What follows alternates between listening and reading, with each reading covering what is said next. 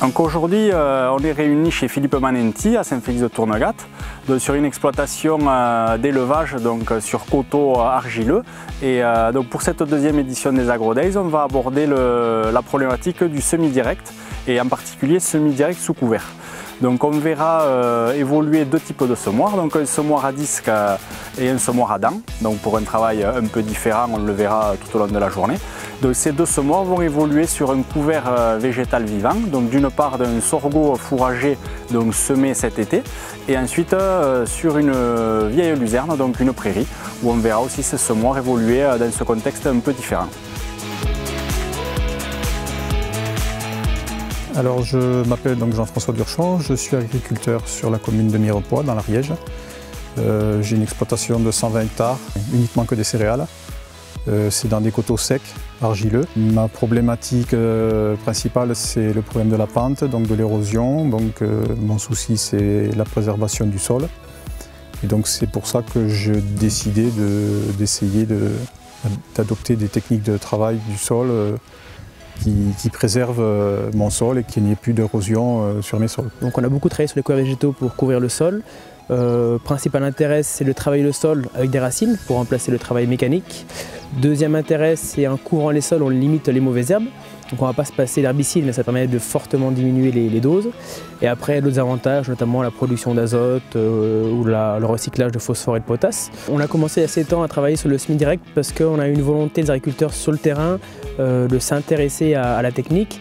Ils avaient stoppé le labour il y a environ une quinzaine d'années en faisant du simplifié, parfois intensif, parfois moins intensif. Mais ils n'ont pas forcément eu que des avantages. Et du coup, il y a 7-8 ans, un groupe s'est vraiment dit qu'il faut qu'on aille beaucoup plus loin sur les couverts végétaux, sur le semi-direct et le sol.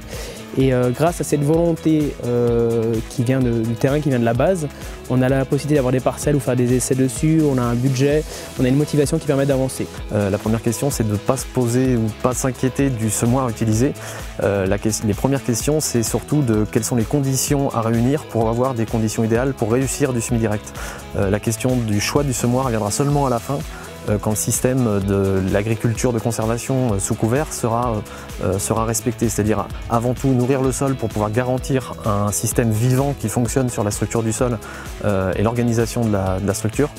Ensuite protéger le sol pour pouvoir conserver cette structure-là et donc par l'utilisation des couverts systématiques et avoir une protection de surface systématique.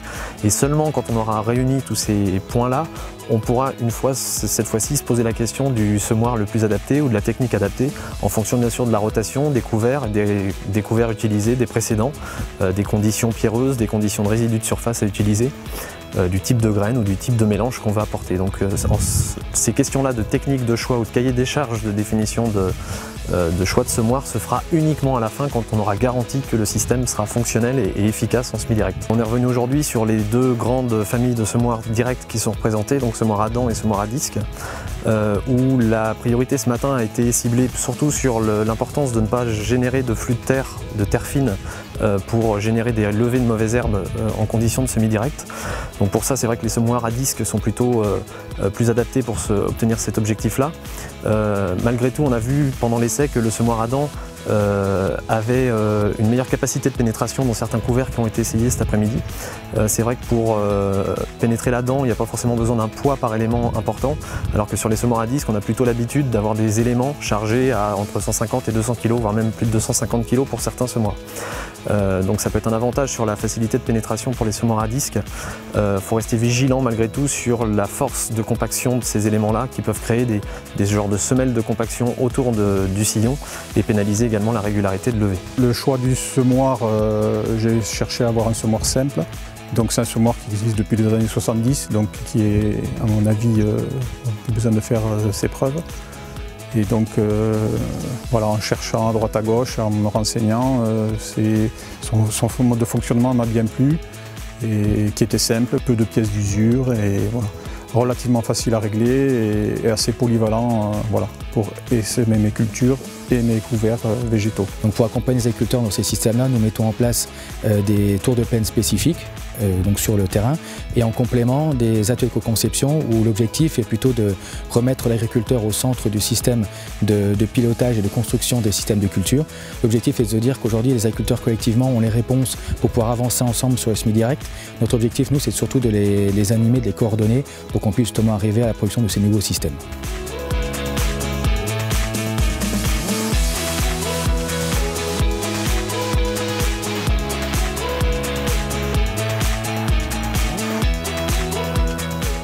Pour la suite de ces AgroDays, la Chambre d'agriculture vous donne rendez-vous le 6 décembre prochain à Pamiers, chez la famille Lavigne, donc avec De Birolles.